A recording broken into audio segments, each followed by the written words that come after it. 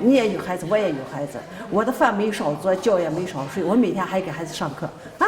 那好，那你当然有文化。哎，对呀，我让你的孩子上学也有文化，将来和我一样，为什么不好呢？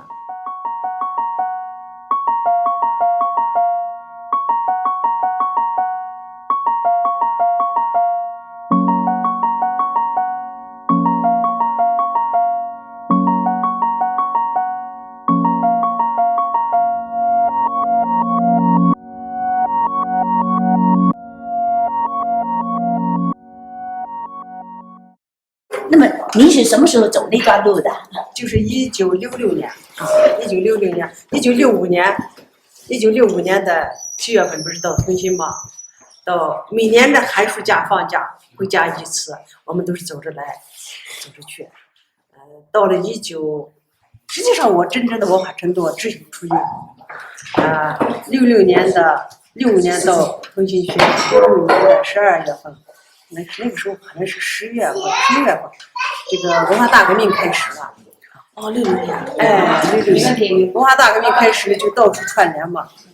那时候串联就是全国各地啊。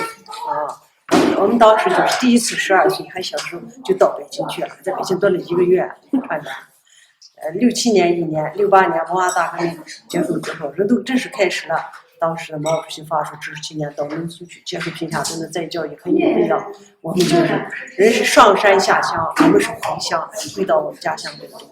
哦，还是回到自己家乡。哎，回到家乡，就是一直到71年，镇上招聘这个代课老师的时候，我们就去当代课老师。当时当老师的时候，那1个月的工资只有5块钱，当时5块钱1个月的工资啊。最后呢，慢慢又涨了15块，15块。但是尽管这样呢，还愿意当老师，因为我的当时的理想是什么呢？当一个老师。当一个老师，就是我不像我们原来那个北京大学那个老师啊，北京来那执勤7年，当了1个月走，1年走了，我就一直留下来当老师。因为当时还有好多地方也去招这个官招那个官的，都愿意去。我没去，我就直接当老师。老师尽管当时只有5块钱，但是我愿意，因为我能够实现我的理想。71年招聘老师，我就当了民办老师。当时工资我就说是5块钱，最后到15块钱，给生产队投8块，我自己6、7块。到年终的时候，他们给你分粮食。到了71年过去，71年3月份当老师，到9月份，他有代课老师，招收代课老师，我又应聘去了，结果就转正了。一干多少年？但是在这个期间呢，我干了10-20年，工资仍然是32块4毛8，工资特别低。因为什么呢？我没有学历，一直到85年，我们腾讯县有一个教师进修班，我去参加考试，考到那个进修班可以拿到准师学历，所以我就去考了，结果就考上了。考上以后，通知书拿到手以后，我没去，为什么呢？85年成立了回民女子小学，我们的回民女子小学就是85年成立的，我就放弃了我进修学校的机会，因为成立女子学校是我多年的梦想，我就放弃了那个什么呢？那个进修学习的机会，通知书放下来了，创办女子学校。当时我们的女子学校，哎呦，条件特别艰苦，只有那么2栋房子，桌凳都是从别的学校借来的。也没有办公室，我说那就那个炕边，你想坐你就坐吧，没有凳子周边也没有院墙，也没有厕所，都是我们老师自己用土锄子锄，砌起来土墙，四周用土盖了一个圈圈，这是厕所，因为全部是女孩子嘛，就那个很简单的就一个厕所，而且我们干1天活都星期6、星期天干的。当时我们有一个后勤上的老爷爷，我们学校老师给我们一个人5分钱1个冰棍，说好了，你接课，行了，干活吧。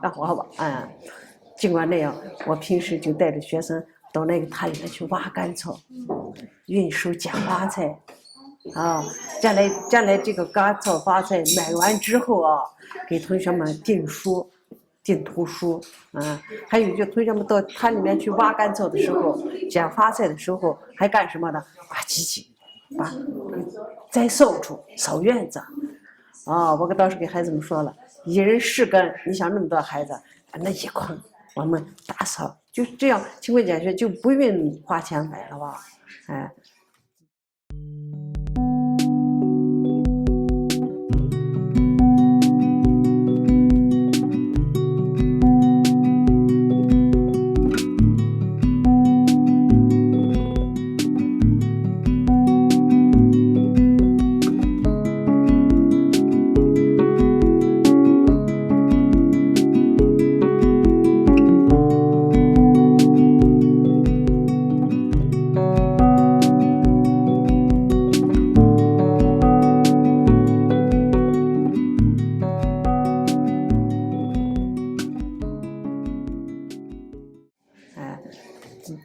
再一个就是我们每年毕业的时候，这些孩子毕业的时候，家长就不让上学。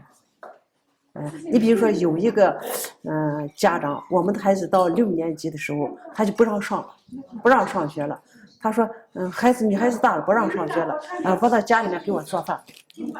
我当时采取了一个措施什么的，我说你把那个2年级那个女儿你领走吧，我不上了。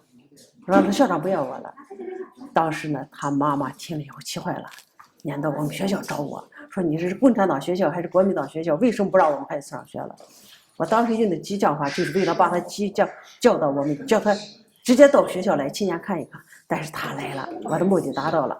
当时他气势汹汹的，要跟我全说决一死战。当时我说你那个凳子你坐下来好不好？不好，他不坐，没说话。我耗我的作业，那么一摞作业，我耗完以后，我说你气消了吧？消了可以。我说这些作业，你说多一个好还是少一个好？少10个8个还好，为什么呢？共产党少不了我1分钱，我可以睡到那儿休息一会儿。那么我为什么这样做呢？还不是为了让你的孩子学习吗？什么话也没说，好，明天就要来。哎呦，所以这种情况太多了。最后一个好多孩子，我们到他们家去找他的时候，那个家长把门一堵，不让我们进去，说我们家的孩子又不是你们家的孩子，我妈妈就有这种权利，不让他上就不让他上。我说，你也是当妈的，我也是当妈的，你也有孩子，我也有孩子，我的饭没少做，觉也没少睡，我每天还给孩子上课那好，那你当然有文化。对呀，我让你的孩子上学也有文化，将来和我一样，为什么不好呢？那就去吧。所以这样的例子，这样的小故事太多了，就是为了当时让孩子走进学校。